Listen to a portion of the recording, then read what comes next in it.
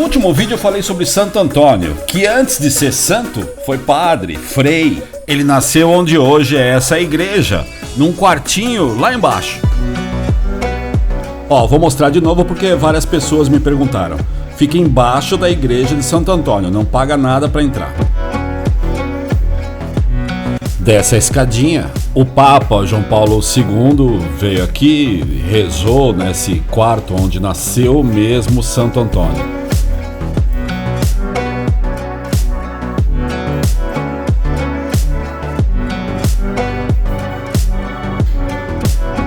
O rei Dom João I fez essa igreja, a gente vai falar dele mais pra frente, nesse lugar onde foi a primeira casa do Santo Antônio. Porque essas pessoas existiram, viveram aqui. Andaram por essas ruas. Não tem muitos documentos sobre eles, não tinha cartório, né, certidão de nascimento. Mas a igreja batizava, registrava, né? É que muitas vezes esses livros foram perdidos, sumiram nos incêndios, guerras, coisas assim. Mas tem coisa que não se perde com o tempo. A pedra. Mas o dia que a poesia se arrebenta é que as pedras vão cantar. Não tem a expressão não sobrou pedra sobre pedra? Porque a pedra sempre sobra.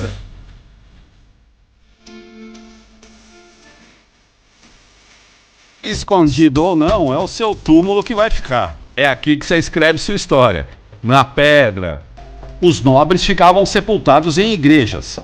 Lisboa tem quase 120. No país, 4.000 entre capelas, mosteiros, igrejas. Como essa aqui que fica alguns quarteirões aqui em Lisboa, o Convento do Carmo. Esse convento foi muito abalado naquele terremoto de 1755, famoso. Caiu tudo, né, no terremoto. Esse aqui é o túmulo de um rei, Dom Fernando I. Vou dar uma parada para explicar aqui. Olha isso aqui, ele praticamente fez um quadro nessa parte do seu túmulo. Ele aí em cima era devoto de São Francisco de Assis. Todos eles eram muito religiosos. Então essa é uma passagem da vida e da história do São Francisco de Assis. O Dom Fernando I é o único filho legítimo do Dom Pedro I. Aqui tem uma confusão porque o Dom Pedro I do Brasil, aqui é o Dom Pedro IV. Esse Dom Pedro I, ele é muito mais antigo. E ele é famoso por ter tido uma segunda mulher, a Inês de Castro, que o pai mandou matar, porque não queria que um dos príncipes desse casamento, os filhos bastardos, assumissem o trono. Mas o Dom Pedro ficou tão revoltado que colocou a Inês de Castro no trono mesmo morta. Você conhece aquela expressão, agora a Inês é morta? Então, foi uma frase do pai do rei pro filho. Agora não tem mais o que fazer, agora a Inês é morta. E o filho do primeiro casamento do Dom Pedro era o rei agora, Dom Fernando. E tinha várias coisas que ele precisava escrever e deixar bem claro no seu próprio túmulo. A figura do próprio rei, envolvido numa moldura circular, e no outro lado, exatamente no mesmo eixo de centralidade e à mesma altura, representa-se o busto de Cristo. O rei se achava pouco, hein? Coloca eu e Cristo aí no mesmo nível. É nóis!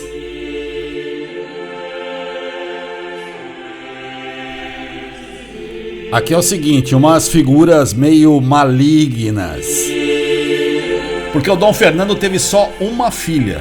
Então vai pro inferno quem não deixar essa filha ser rainha. Porque o marido queria e os filhos bastardos, aqueles do Dom Pedro com a Inês é morta, queriam assumir o trono, claro. Mesmo antes de morrer, o Dom Fernando tentou de tudo para fazer a filha rainha. Ele casou a Dona Beatriz, que era criança ainda, com o rei da Espanha. Tinha vários reinos lá. E ela casou com o rei João de Castela. Tá, Juan. Aí também seria de Castilha. Mas é João e ele se proclamou rei de Portugal. Então um daqueles irmãos bastardos do Dom Fernando se revoltou e falou: eu que sou o novo rei de Portugal. Nome dele? João também.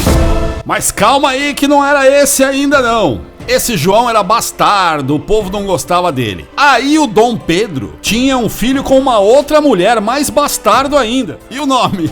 É melhor chamar um Mestre de Avis e ao outro Dom João de Portugal. Você entendeu aí? Chamaram ele de Mestre de Avis. Mas era João também. O infante João de Portugal e o mestre de Avis eram irmãos do rei Dom Fernando. Os três eram filhos do rei Dom Pedro. Ah, João, você é rei, então você vai ter que defender a gente numa das maiores batalhas que Portugal já viu. João de Portugal contra João de Castela, em Aljubarrota. O nome é meio difícil de falar, mas é um lugar, uns 100 quilômetros de Lisboa, por onde os espanhóis estavam chegando. O exército português tinha um grande general, o Condestável, Nuno Álvares Pereira, que escolheu esse lugar e armou uma estratégia. O número de portugueses era muito menor que o de espanhóis. Cavaram o chão, afunilaram o exército inimigo e ganharam. No lugar, em Aljubarrota, o Condestável construiu uma capela. Ali perto também tem o Convento da Batalha. E depois, aqui em Lisboa, mandou construir esse Convento do Carmo. Então toda essa história é pra dizer que o Condestável era o cara. Ele não perdia nenhuma batalha e ele construiu esse Convento do Carmo, que agora são ruínas. Ruínas do Carmo, Lisboa. Para quem conhece Lisboa, esse Convento do Carmo fica na parte alta do Rossio, que é bem no centro histórico da cidade. Nessa imagem dá para ver direitinho. Essa parte da direita foi reconstruída, tem o teto, e essa outra aqui não. Você viu que funciona nessa parte um museu arqueológico. Também tem a parte dos túmulos, mas o destaque é mesmo pro Dom Fernando. Fernando I, não era João não, foi um monte de João, mas o Fernando era o irmão deles. Esse buraco aí foi uma parte que caiu mesmo. Vê que o outro lado tá direitinho. Olha o João aí, é mentira! Olha a cobra! Também não. Já mataram! Mas no próximo vídeo eu vou falar de um outro João, São João. Esse não nasceu em Portugal não, mas é padroeiro da cidade do Porto. Tchau! Tá chegando São João! Tchau! Já falou! Tchau! Tá, amigão, vamos embora.